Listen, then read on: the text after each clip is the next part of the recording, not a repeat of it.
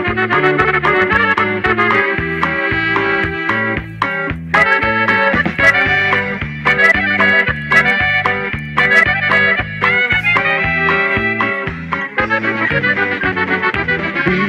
por ahí que te encontraste un nuevo amor, que te olvidaste ya de mí, y que me sirva de lección haber perdido tu amor.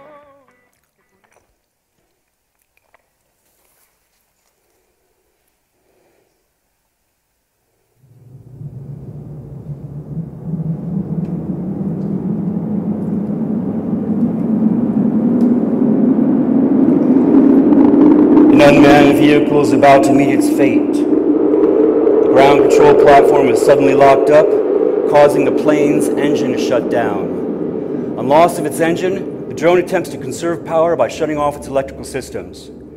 It descends, relinquishes, awaits commands. No commands come. Operators have completely lost contact. The drone floats about the desert night, abandoned, aimless, and invisible. Air traffic control operators, faced with the danger of a headless robot sailing through the air somewhere, quickly close off large chunks of airspace.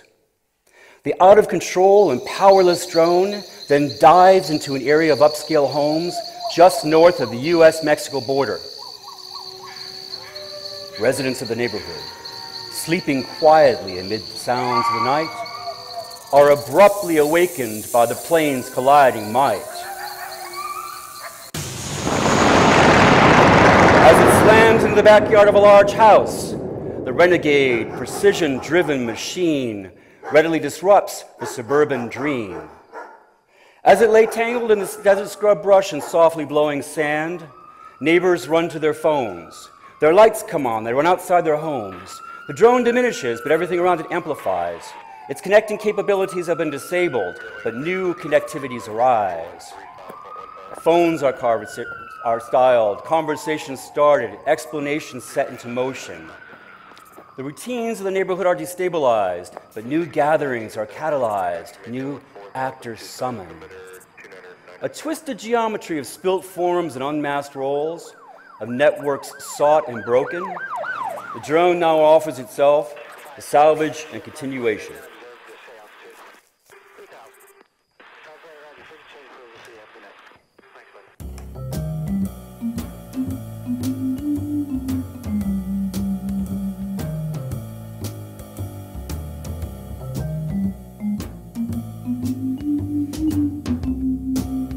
In the event of the crash, the drone is destabled, its parts dislodged. Beneath its broken coverings, we glimpse its inner workings, normally concealed. The operations necessary to maintain it become newly revealed. We see what the drone is. Well, what it is always leading us elsewhere. It's a matter of which line to follow, which path to pursue, and the method used. When drones crash, they provide a bounty of available information and parts. Their databases become vulnerable to access, their components susceptible to recirculation and retooling. They scatter into renegade agencies, renegade systems of meaning. They become immersed in rhetorical maneuvering. In order to prevent this, every crash involves a recovery operation, an attempted consolidation, stabilization. Forms are assembled, concepts, narratives. The damage official agencies will try to contain or maneuver out of taking claim. There's plenty of room for evasion because drone operations fall into the gray areas between private companies and governments, between agencies. When people talk, the crash is an event that cannot be contained. Drones plunge into the public arena, and conversations gather around, weaving through all of the actors that the drone crash helps assembled. Witnesses at the scene, personnel at the workplace, gathered friends at social settings. Conversations intersect with other conversations. They spin off new threads, they emerge into existing ones. They rise and fall, grow hot and cold, scale up and down, in accordance with the fears and desires, beliefs and imagination of those by whom they are told. Which story to invest in? The story, it's not always clear which came first, the story or the event. The story, the event, the plane, they're all composed of actors that have been agitated in the aftermath of the crash. Actors that have become newly available in their circulations and attachments. Actors cultivating recovery and recurrence, stabilization and endurance, relevance, influence, and intimacy.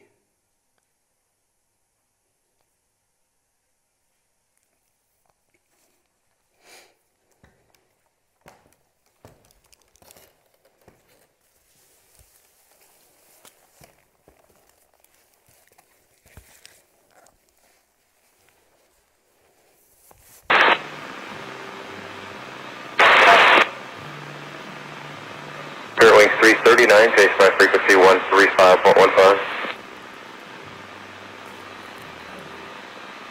339 up 3550. 1613, descend up pilot's description, maintain 14,000, 27 altimeter 2994.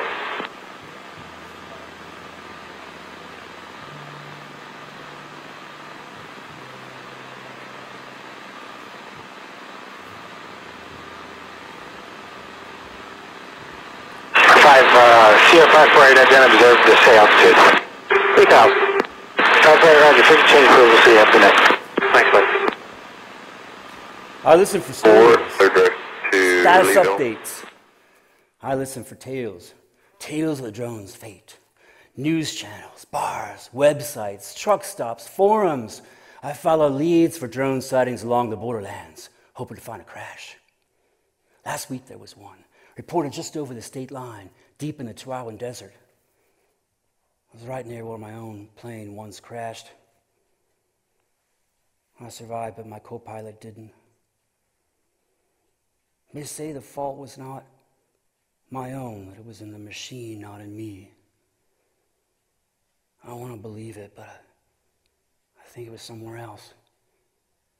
Or it's in me, but I'm somewhere else.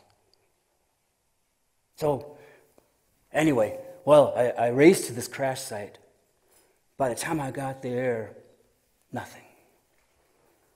The military is very good at recovering its lost drones. Some drones in the testing stages are this small. They hover in the sky. Governments and corporations won't admit that they exist, that people see them and report them. Drones already come in such a wide range of sizes. That's one of the reasons why the process of developing regulations for them has been so slow. They crash so often, they threaten safety everywhere. You can imagine a tiny drone like the Wasp, malfunctioning or wavering off course, crashing not into a backyard, but into a bedroom. Some drones have flight patterns that are abnormal, uncanny.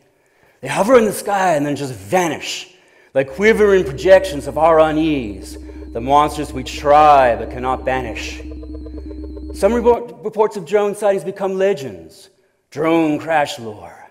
Some become part of ecologies of suspicion, of secret military projects, of government cover-ups and conspiracies, of alien forces. Some people even believe that a secret high-end drone technology was developed out of reverse engineering that flying saucer that crashed near Roswell. Science fiction? Well, you have to judge for yourself. It's a small step from the unmanned system to the out-of-body experience, the domestic abduction to the alien one. We don't know how accurate a story might be. It can be a hoax, a false specter, lawless, renegade, a genuine news item, or an outright charade. Drones are staged, dressed up in nationalistic finery, commanded to act in the service of ideals. Drone demos and downings, they help consolidate deletions, bolster public support. Absurd, perhaps? Obvious tricksterism? Well, it's easy to focus on those details that affirm your worldview and ignore those that don't. It's easy to overlook obvious connections or forge entirely new ones. One way or another, though, you have to look. Drones are curious, kick-ass, and cute. They embody mystical illumination and real testimony. The wavering light of mystery, the harsh precision target glare, the flickering transmission and the transcendent stare, anxieties of invasion, pleasures of intrigue, fears of our human limits, desires of our transcendence, the nightmare and the dream. I dream of the sublime drone striking and the failed one being struck, the exalted drone that gleams against the clear blue sky and the down one that explodes in spray of parts. Drones are home. Drones geared for the everyday viewer, primed for disaster. A pleasurable violence transmitted on public screens. Sites where drone games are played and drones' missions seen. Drones slamming into political headquarters, plummeting into vacant terrain near borders, nose diving into the airport runways, cutting off power lines near freeways, vanishing into desolate lands, collapsing into territories of demand, ditching the Iraqi countryside, rolling in the rough Nevada terrain. The Italian Air Force discovering one of its downed drones floating along the surface of the Adriatic Sea, its body glistening in the sunlight like the bleached skin of a whale. Ground control operators have suddenly lost control of an armed Reaper flying a combat mission over Afghanistan. A manned U.S. Air Force fighter is suddenly called in to shoot down the renegade drone before it flies into the edge of Afghan airspace. In the war of robotic warfare, human pilots are still good for something, shooting down wayward drones. The tension builds. Disciplined man against chaotic unmanned. But the fighter plane arrives too late. The renunciate Reaper, speeding headlong to its own future, crashes inside of a mountain. Abstracting in a cloud of engine fumes, lost data, and crushed composites, its dissipating fuselage drops. Amplified in a rush of adrenaline sensation, its absorbing body elevates.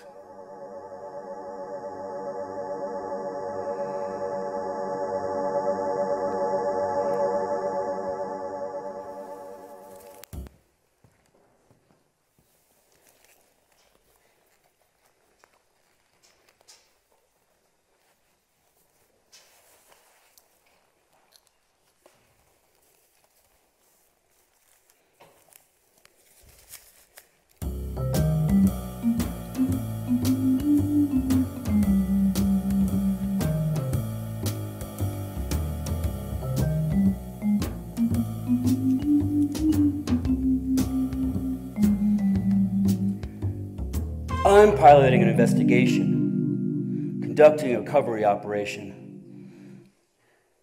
I'm looking for the fault, the cause of the disaster, the truth of the matter. It's not that my method is conventional. I like to listen to the unruly supplements of the situation, accommodate its turbulent underpinnings. I like to accommodate the excess that disrupts the example, the senseless undercurrents of the sensible. It's a risky approach. There's always the danger of taking the mistaken path, the wrong investigation, the wrong culprit. You can lose contact. Loss of contact leads to a loss of control. The investigation goes renegade or plummets to earth, along with your status, demoted and rank, ridiculed as weak, bookish, faulty, unmanly.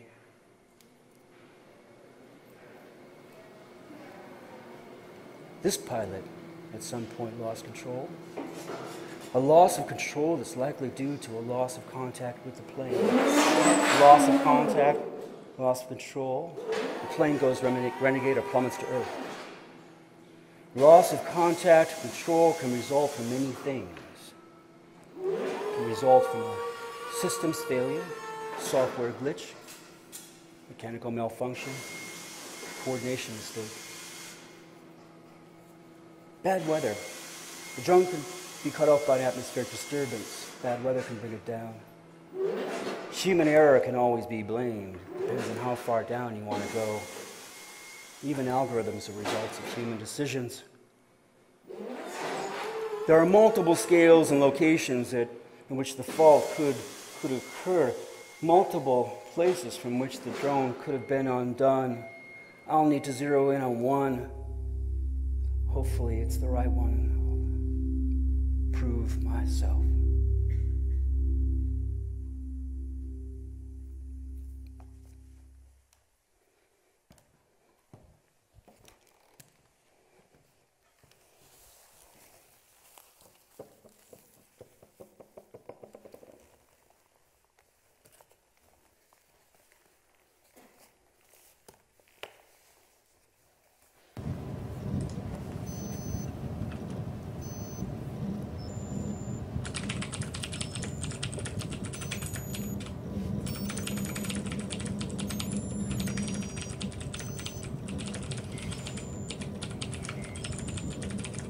A ground control station like this one might require a flight team of 4. Pilot, like me, chief person responsible, and flies the plane. Sensor operator manipulates cameras and detection devices. Mission monitor receives and responds to information requests. Flight engineer monitors status of the aircraft. My display contains navigational data. Another display contains technical data. Another one contains image data. What the drone sees. The information allows me to navigate the plane. It comes from GPS signals and other locational data downloaded by satellite transmission. Commands are sent encrypted via fiber optic overseas cable or satellite and take about 3 seconds to reach the plane. Data links connect us, the aircraft, and other actors, bases and units around the world. The drones, video, and sensor feeds are sent to commanders, intelligence teams, command centers, commanders and troops on the ground. Most of the operations necessary to maintain the aircraft are algorithmic. Humans, we are embedded in the system, but we're not aware of all the operations. We're not aware of the calculations. It's not that we're out of the loop. We're embedded in a shared system, a concert of many different types of actors. Human, machinic, institutional, environmental, all operating at different scales, different levels of complexity.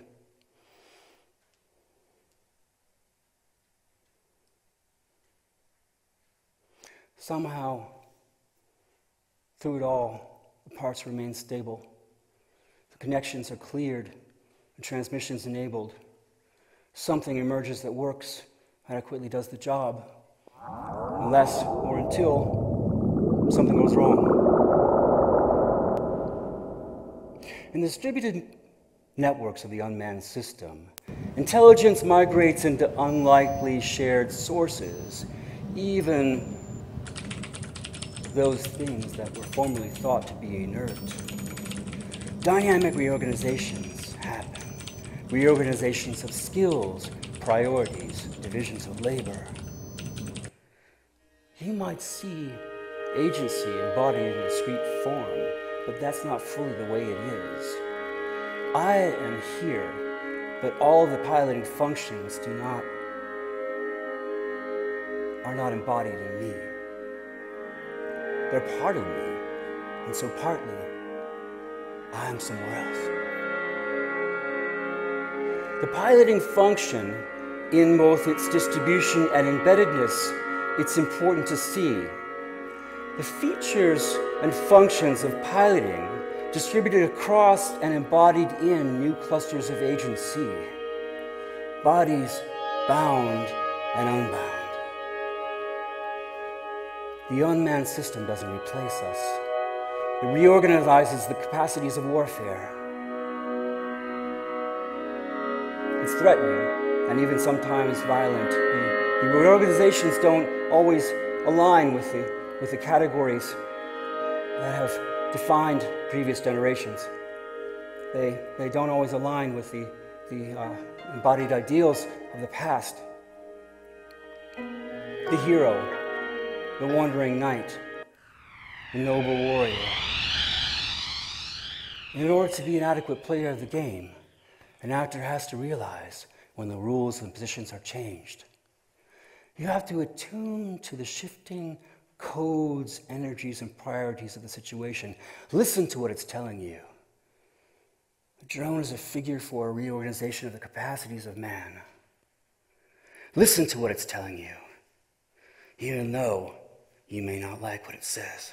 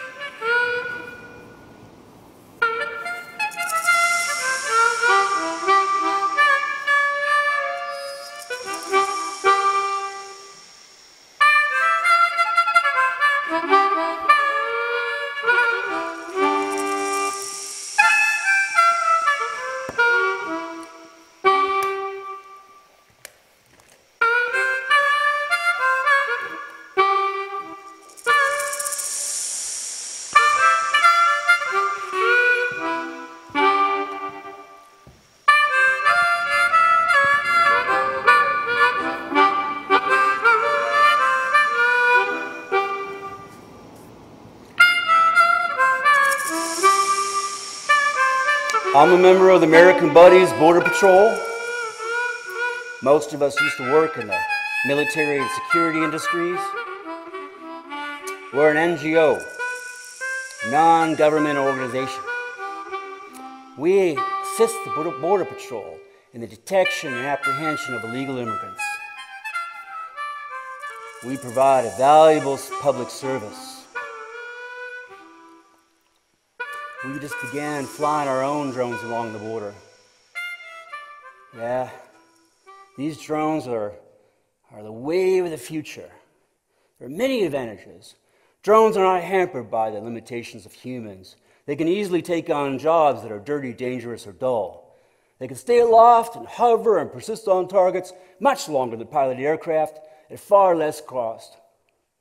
The human risk factor is greatly reduced, at least on our side. Drones do crash, but they rarely result in the injuries and deaths of their crews.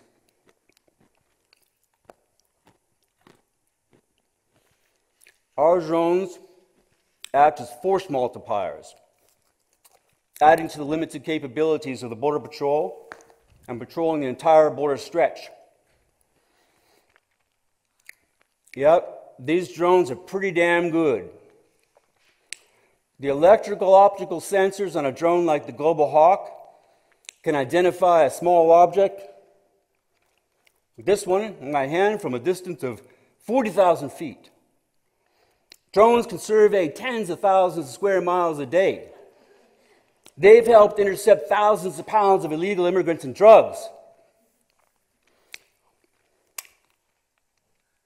At the same time as we assist the Border Patrol, we operate as government watchdogs, guarding against government cover-ups and conspiracies. That drone that crashed, who do you think was operating that drone? The U.S. Customs and Border Protection. They have their own drones. our drones are more effective and they don't crash as much. And while the government's operations are secret, shrouded in secrecy, we stream all of our drone footage live, directly to you, the public. In fact, we just uploaded our inaugural flight footage. You can actually look at it. And I'm going to tell you a secret, because I like you. When you look at that footage and you see those people on the ground,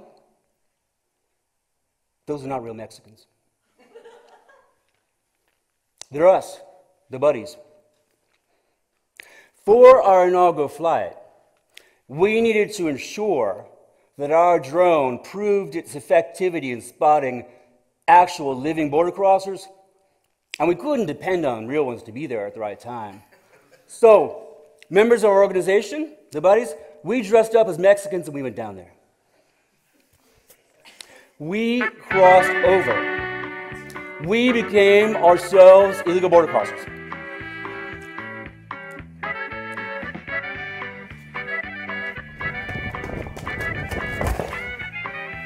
We had to mimic the very people we aimed to capture.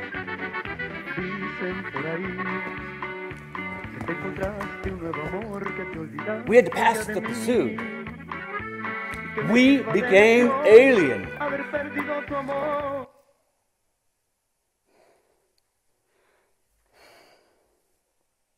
Our crossing over was thrilling, an unexpected surprise, like getting away with a good disguise. But our buddies who manned the optics, our buddies at the control center, they could not share in this pleasure.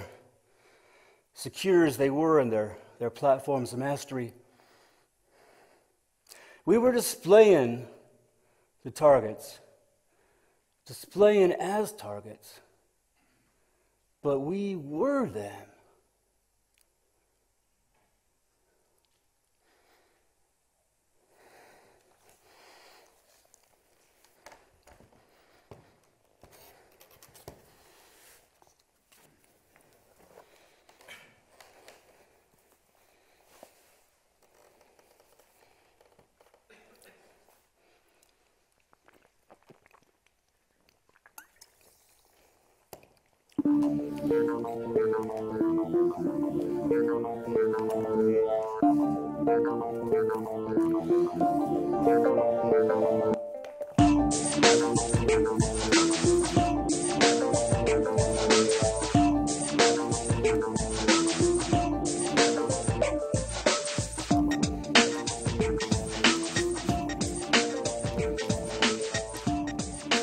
That drone that crashed into my backyard.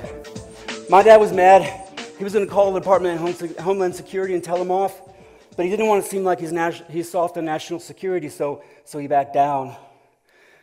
Me and my friend down the street were into building RC planes, but his stepdad doesn't like him, so we built him in my garage and fly him around the neighborhood. This here is a drone airfield. This lot. And we have all of our competitions here. We have a big one coming up next week. I'll win as far as this airfield goes. I rule.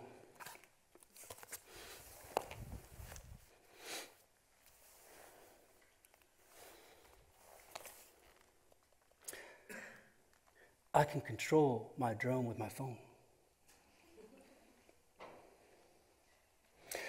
I'm on the DIY, do-it-yourself drones website.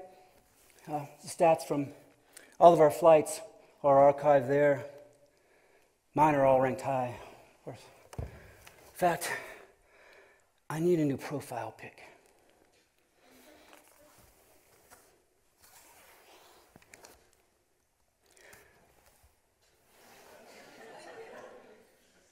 It's hard to get both me and the drone posed right. I like the first-person shooter style view, but I also like to be in the picture. Yeah, I like to show off my drones. It gets me a lot of attention. I call this one a chick magnet. I'm also on the drone hack site. That drone that crashed could have been hacked, you know. Maybe by one of the cartels just over the cross to the border, protecting their smuggling routes. Drones are vulnerable, you know. A lot of the software and electronics are off the shelf. The communications travel over commercial networks. The GPS signals they rely on are weak and easily interfered with. So are the electromagnetic waves generated by radio signals, computers, other electronic stuff.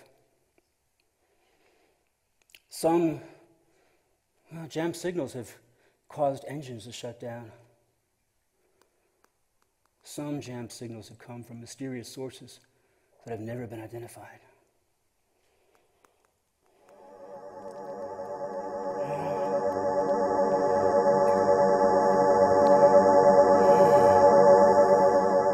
Yeah, it's cool to be a hacker. It's cool to be a pilot, bringing down a drone, flying a drone. Either way, kick-ass. You can become a resurgent rebel fighter who zooms in just in the nick of time to shoot down the vessel of the oppressor, and get the girl.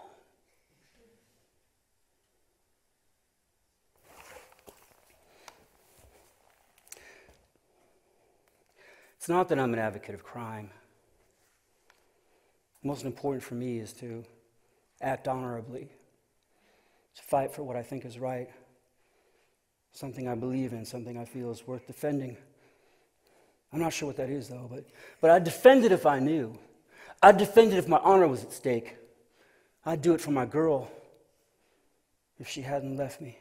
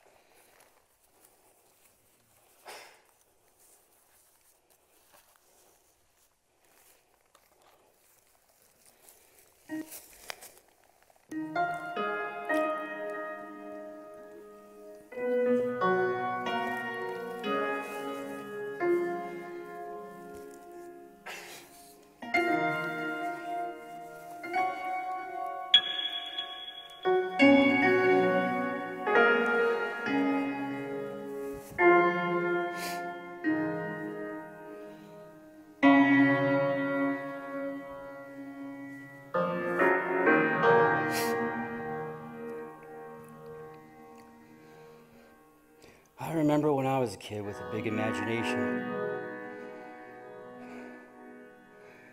Out of an empty field in the middle of nowhere, where like this, we'd build an airport.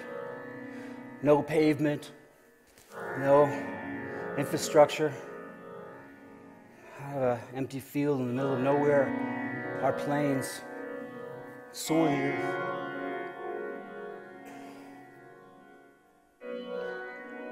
This drone airfield, platform for flights mortal and digital, horizontal field of assembly for the actors who come to create it part by part, participate in the things that it congeals, forces that it congeals, the things that it sails. This drone airfield existing in the middle of what comes and what goes, what lands and what takes off. It could be a preview, a harbinger of things to come. A symbolic preview of what drone airfields might look like someday when planes are no longer flown in the usual way. There's no control tower presiding over the runway, no eye-line optics guiding the way. The distributed and windowless drone, devoid of any interior, requires no human sightline for its flight, no optical trajectory for its might. Geometries of looking are replaced by networks of sensing. It's not about an interior-exterior relation, at least in a conventional sense. So, this just interfaces absorbed into the environment, facilitating correspondence and flows among networked and embedded actors. The drone, is it a figure for a reorganization of the structuring principles of the modern world? If there's a self there, it's not a repressive or reductive one. It's not defined by an enclosure. There's no incomplete interior poised between what's lacking and what can be gained. There are no external objects to drone desire, no counterparts, only internal parts. The motivation is not to possess, but something on the order of an address. In my quest, I think I've wanted to capture something of the drone, to master it. But it could be that I just want to be taken by it, to submit to it. I don't want to go where I'm not, but where I'm already am. But I'm not looking for me.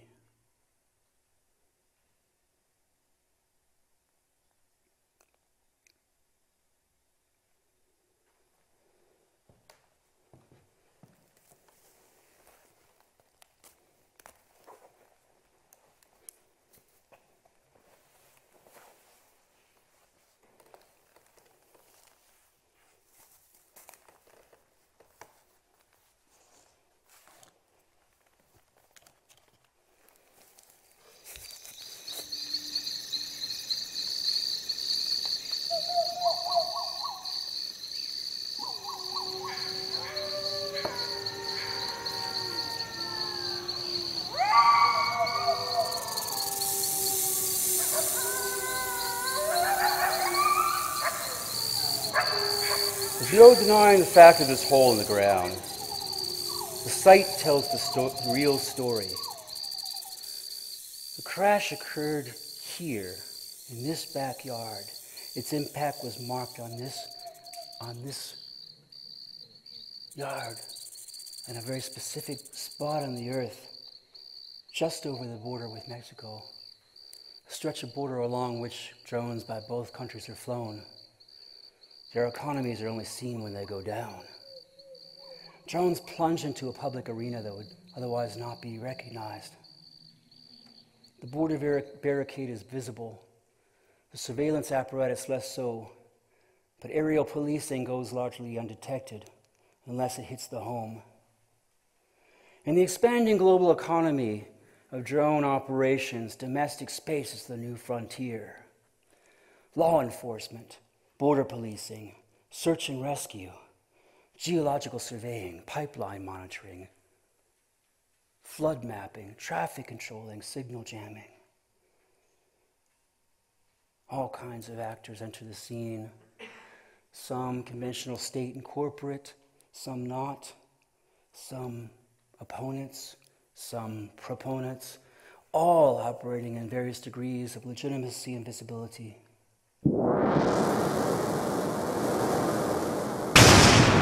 Global economies of drone production reveal a very different kind of world when we keep open the displacements that this crash has brought. The force multiplying factor of the drone is said to draw a harder line in the soft desert borderland. But the line is ever more intricately breached by the trade of weapons, narcotics, and goods, much of it generated by U.S. demand. Within what economies has this drone crash been embroiled? Who funds its operations? Who accounts for its failures? Was it brought down by a faulty deal, a political maneuver, a criminal act? The fault lurks here, somewhere in this environment, and it's my job to find it. The inadequacy will be revealed in this inquiry, and it will not be me.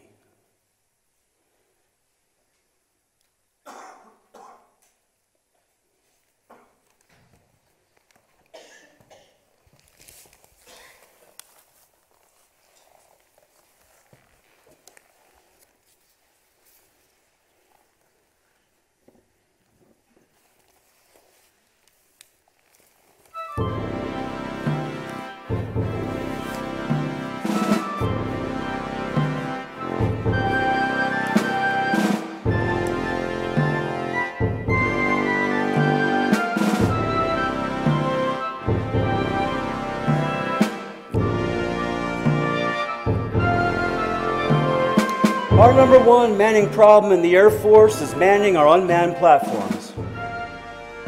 We need about 170 personnel just to keep one Predator aloft for 24 hours.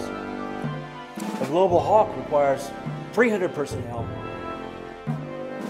We're short of ground-based pilots and crews to fly the aircraft, technicians and mechanics to maintain it, intelligence analysts to scrutinize the non-stop video and surveillance feeds, and audiences to accept what we do. Unman my ass. We need men. Civilian contractors are beginning to take up some of the slack. They've been involved with logistics and support. We're now tasking them with the analysis of data. Yeah, without civilian contractors, drone operations would grind to a halt. The problem is much deeper. However vigilant they might be, men today are faulty and unreliable, ill-equipped, no longer adequate. Their attention spans cannot keep up with the demands. We've got systems that are extremely sophisticated, but they're of limited use unless human intelligence and skill can be improved along with them. The task of interpreting what the drone is seeing is farmed out to specialized personnel at image analysis and dissemination sites. Like the flight crews, they too are hard-pressed. A single drone requires 19 of these analysts processing hundreds of hours of video. A single drone outfitted with Gorgon Stare technology requires 3,000 personnel. Through a spherical array of 9 cameras mounted on its underbelly, the Gorgon drone can capture live video of an entire city. Look back on me if you dare. You may soon join the cavalcades of mythical machinery, flying high over the desert borderlands. Mythical apparatus that in their combination of menace and protection manifest hopes of warding off evil. Fantasies of unpredictability. Avoidance of catastrophe. Immortality.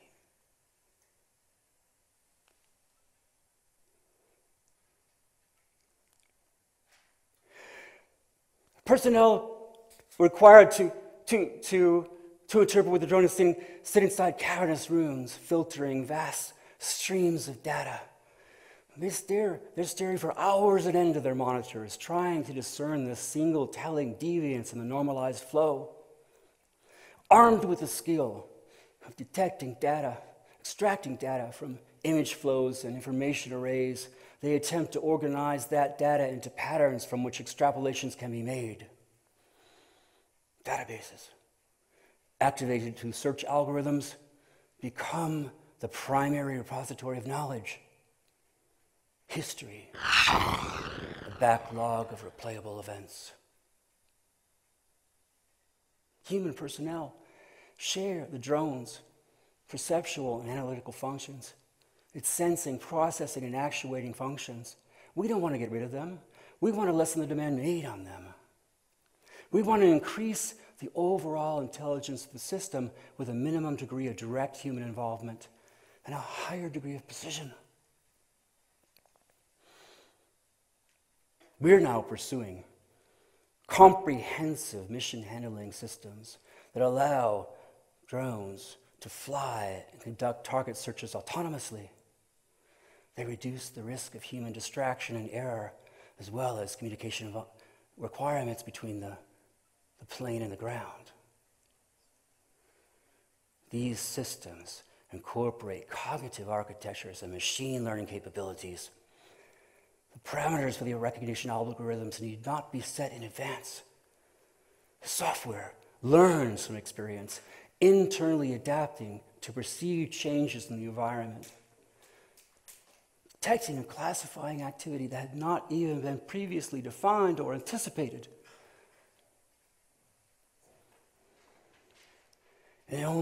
in order to be an adequate player of the game. An actor has to realize when the rules and positions have changed. These systems can incorporate what's revealed in the situation unexpectedly and outside of preoccupation. They can attune to its shifting priorities, its required knowledges and skills, even in random events, unexpected and strange. We can disappear into the flow, carried forth by the activity, responding to the situation with unfiltered immediacy. We can become movement.